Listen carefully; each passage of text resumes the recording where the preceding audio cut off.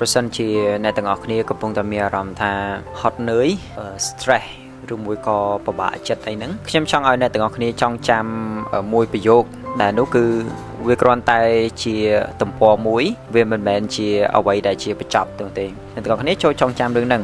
វាគ្រាន់តែជាអាចជាថាទំព័រមួយដែលមិនល្អសម្រាប់យើងសម្រាប់ខ្លួនខ្ញុំផ្ទាល់ក៏កំពុងស្ថិតនៅក្នុងស្ថានភាពនឹងដូចគ្នាអ្នកទាំងអស់គ្នាហើយគោលបំណងនៅក្នុងការផលិតវីដេអូនេះឡើងគឺចង់ឲ្យលើកទឹកចិត្តអ្នកទាំងអស់គ្នាក៏ដូចជាលើកទឹកចិត្តខ្លួនឯងផងដែរខ្ញុំបានរកវិធីសាស្ត្រឃើញ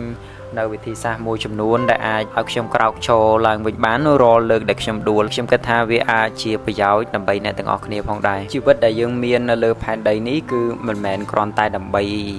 ជួបតែរឿងល្អរហូតនោះទេថ្ងៃខ្លះយើងក៏ជួបរឿងមិនល្អហើយថ្ងៃខ្លះក៏ល្អអញ្ចឹងទៅតែសំខាន់យើងអ្នកទទួលស្គាល់វាទៅព្រោះជាធម្មតាយើងក៏ជួបអញ្ចឹងហើយគ្រប់គ្នាក៏ជួបអញ្ចឹងហើយវាគឺជារឿងធម្មតាទេសម្រាប់ជីវិតនៅលើโลกហ្នឹងរឿងមួយដែលខ្ញុំតែងតែដាស់តឿនខ្លួនឯងនៅពេលដែលមានអារម្មណ៍ថាបាក់ទឹកចិត្តខ្លាំងគឺខ្ញុំចងចាំទៅដល់ពេលវេលាដែលលំបាកដែលខ្ញុំធ្លាប់ឆ្លងកាត់ពីមុនមកអ្នកទាំងអស់គ្នាអាចកលេចទៅខាងក្រោយបន្តិចហើយមើលទៅដល់ពេលវេលាមួយចំនួនដែលវាពិបាកខ្លាំងហើយយើងអាចយករួចខ្លួនចេញពីវាបានយើងអាចឆ្លងផុតពីវាបានមានឃ្លាមួយគឺពីលោក The Rock គាត់បាននិយាយដែរនៅក្នុងកិច្ចសម្ភាសជាមួយនឹង Oprah Winfrey គាត់បាននិយាយថា remember the tough time នៅពេលដែលយើងចងចាំទៅដល់ពេលវេលាដែលយើងពិបាកហើយយើងអាចឆ្លងកាត់វាបាននោះនៅពេលដែលយើងជួបវាម្ដងទៀតវានឹងងាយស្រួលផងដែរអ្នកទាំងអស់គ្នាហើយមួយទៀតខ្ញុំតែងតែដាស់តឿនខ្លួនឯងឬមួយក៏ប្រាប់ខ្លួនឯងជារឿយថាខ្ញុំមកឬមួយក៏ខ្ញុំធ្វើដំណើរនេះគឺបានឆ្ងាយមកគួរសមអីបើសិនជាខ្ញុំបញ្ចប់ឬមួយក៏ជប់វាត្រឹមហ្នឹង